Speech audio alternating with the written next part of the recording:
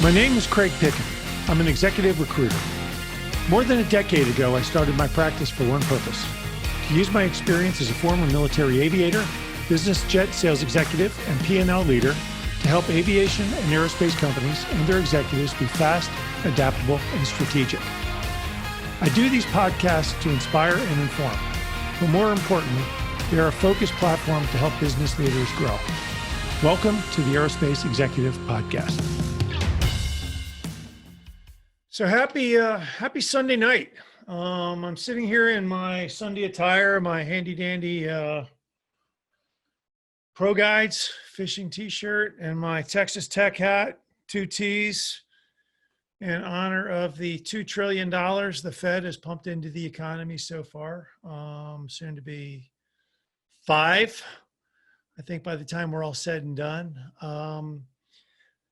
COVID will probably cost the economy $10 trillion in government spending, and we're going to have some fun. So here we go.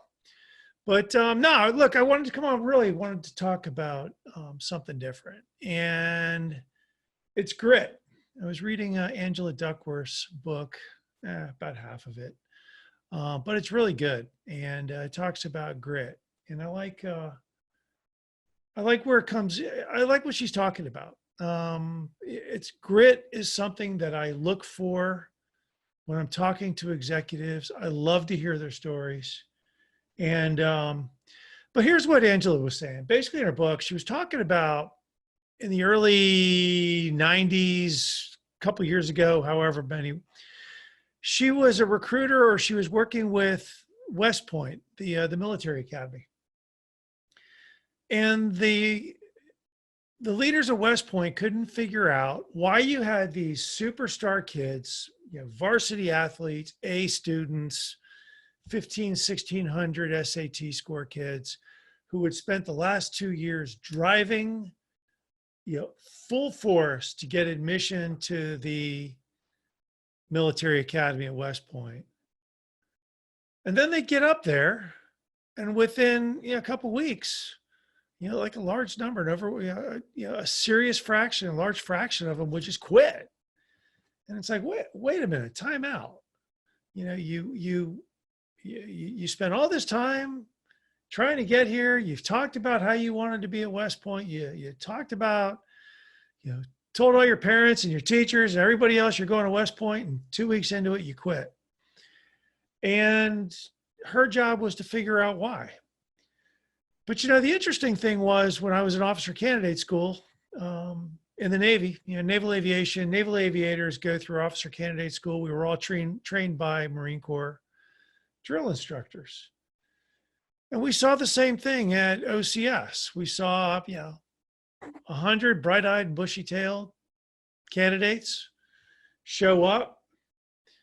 First day, everybody paid $3 to get their heads shaved. It was like adding insult to injury. Everybody got their uniforms fitted.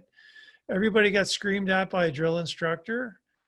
And within a week, 20% of the people had quit. And it's like, wait a minute. I can't imagine going home with a shaved head after telling everybody I was going to go be a naval aviator, and then looking my dad in the eye and saying, I quit. But for the rest of us, we all figured out who had grit, and we all figured out who was all talk, or big hat, no cattle, whatever you want to talk about. And it was like the guys who had grit stuck around. They realized it was all a game. Drill instructor with a big Smokey the Bear hat. He's not going to kill you. He's not going to shoot at you. He's going to make you do a boatload of push-ups. He's going to scream at you. And for the next 12 weeks, you're in a kangaroo court. Everything you do is wrong until they say it's right. So, but it took a lot of grit to get through it. It was just, focus and grit and helping each other out to get through officer candidate school or West Point or the Naval Academy or whatever situation. So, so here we are in the coronavirus age. We went from 3 months ago, the economy at 29,000, the Dow Jones at 29,000. Today it's at 23. It was down to 18. Everybody's scared pooless. Airlines aren't flying. The economy sucks. It's going to be a slog. But But I think now, here's where we figured out the time for talking is over. The time for doing, rolling up your sleeves, getting down and dirty in the trenches, finding some grit is here. And I think it's going to be the grit that is what we need to survive. So what is grit? I mean, they're like, yeah, okay, what's grit? It's just courage and determination. It's nothing else. Personally, I think it's people who, do what they say they're going to do, and they achieve what they're, setting out to achieve. It's kind of like Rudy. You remember the movie Rudy? I loved Rudy. He's the guy who was too small and too slow and too small to play at Notre Dame. But he shows up for practice every day, knowing he'll probably never get to play, and he does it anyway. He gets it done. That's grit. Completing an Ironman. I don't have the grit to do an Ironman. I'll just tell you right now. I am monumentally impressed by the people that do. When you think about all the training, all the toll it takes on your body, going out and swimming 2.5 miles and cycling 120 miles and then running a marathon, and you're doing that all in a day. Look, the average 5K that people get out and say, I ran a 5K today. No, it doesn't count. To anybody that's done an Ironman, you got my full support. You got my admiration, because I don't know if I could do it. Maybe I could. I don't know. But everybody's proud of their kids. I know it. I'm especially proud of my daughter. She's a college freshman. She's 18 years old. When she was 7 years old, she was diagnosed with type 1 diabetes. It was March 1, 2008. My wife called me up March 1, 2009. My wife calls me up and says, hey, I just took Maddie to the doctor and she's got full-blown diabetes. I was like, whoa. For the last 11 years, she could have used diabetes as an excuse to get out of anything, like literally. And she never did. In fact, she's a straight A high school student, never made a B. Just finished her freshman year of college, straight A's, never made a B, on her way to nursing school. And she's always attacking life with a smile. That's grit. When you have to take 7 to 10 shots a day, or your life is on a insulin pump, and you're smiling and you're dialing and you're living it up, that is grit. That's just some of the stuff I love to see. I love to talk about when I'm talking with executives. Do you have the ability to get deep down, or are you just a big company person? Maybe it's just me, but I'd love to talk about a young fella I placed a couple of years ago. I don't even want to say I placed him. I really just called a client and said, hey, you should look at this kid. The interesting thing was I knew his parents really well, and he was a scholarship athlete. And what was crazy is my wife and I go out on a walk every day at 6 o'clock in the morning. And at 6 in the morning, we'd see him and he'd be finishing a 4-mile run. And this was before he went to school, before he went off to practice, before he went to kids practice, because he helped other young kids with their, he coached during the summers. He just had the determination to get it done. So, I love to hear those stories of people that are like, I'll get up at 4:30 in the morning. I'll get it done. We'll be at work by 8. No problem. I think the downside of the great economy was that I think it created a lot of bad behavior. I think we lost a lot of our edge. We expected 20% stock returns every year. We expected big bonuses. We saw this need for safe spaces and trigger warnings. we became very easy to offend. Oh my gosh, yeah, and great economies create a lot of mediocre behavior. It becomes all about, me, me, me, me, me. The $500 stays at the Ritz-Carlton. The first class when I could have flown coach. It's all real easy when you're making money. Nobody cares. It's like, hey, okay, yeah, $500, yeah, compared to 300 or 200, or a room at the Motel 6. Yeah, go do it. We're making money. Stock's up. Who cares? Yeah, times changed. But I think now that we're kind of in the economic doldrums. Like personally, here's what I'm doing. I am calling all my suppliers and all my partners, and I'm saying, hey, I'm paying you retail. I'm paying you 100%. I'm diligent with paying my bills. You got to step it up. I'm expecting 110% back from you. You need to start coming to me weekly and telling me how I can do it better, or better yet, coming with a solution that we can do better.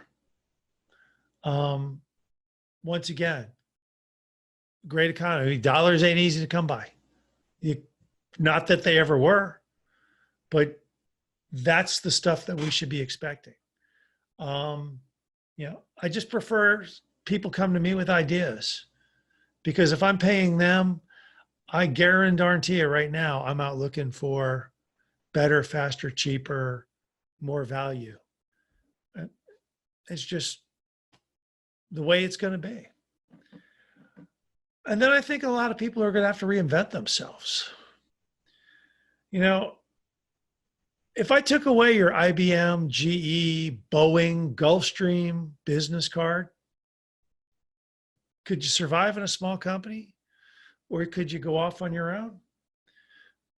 I'll tell you straight up, entrepreneurship is a grind. I live it every day. It is a 24-hour grind.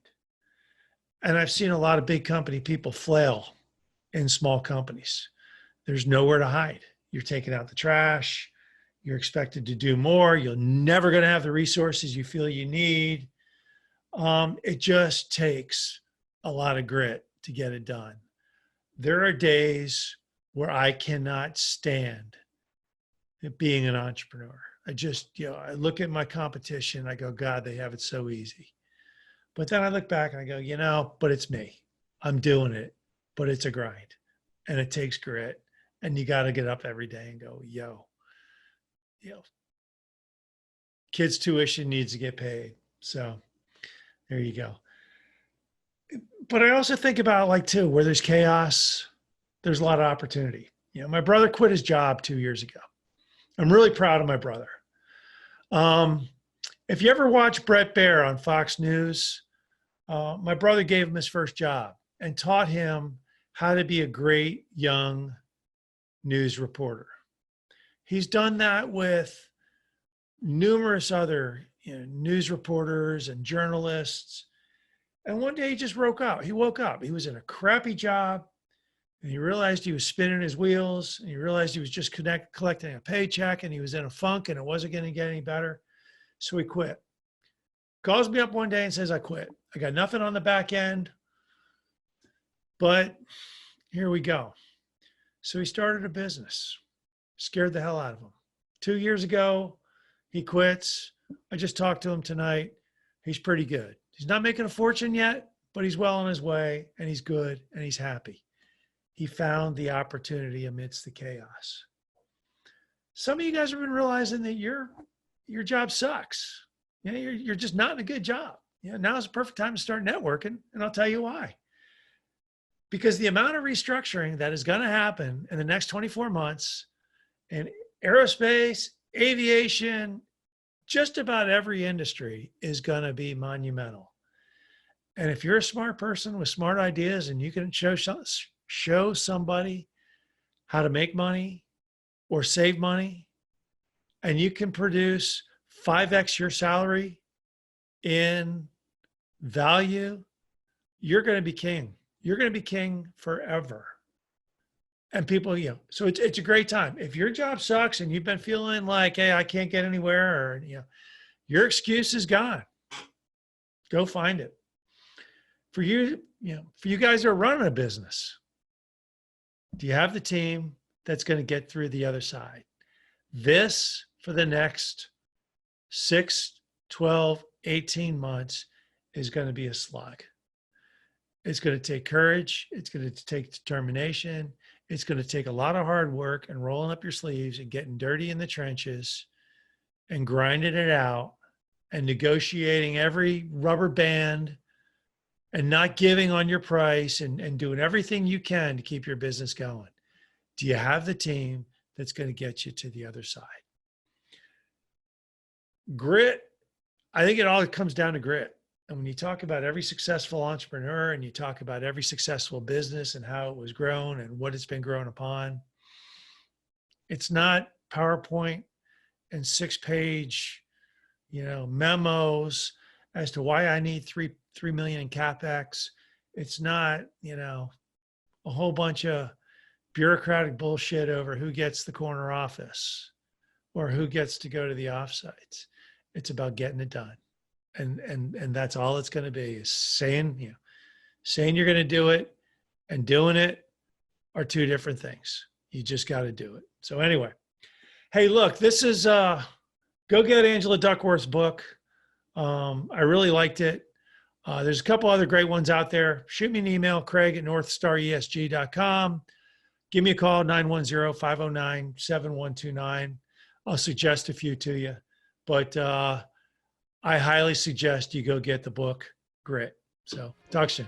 I hope you enjoyed the latest edition of the Aerospace Executive Podcast. You can reach out to me directly, Craig@northstaresg.com, or check us out at www.northstaresg.com. You can subscribe to this podcast on iTunes, Stitcher, Podbean, or on YouTube. Just do a search for Aerospace Executive Podcast. Thanks again. I'm Craig Piven.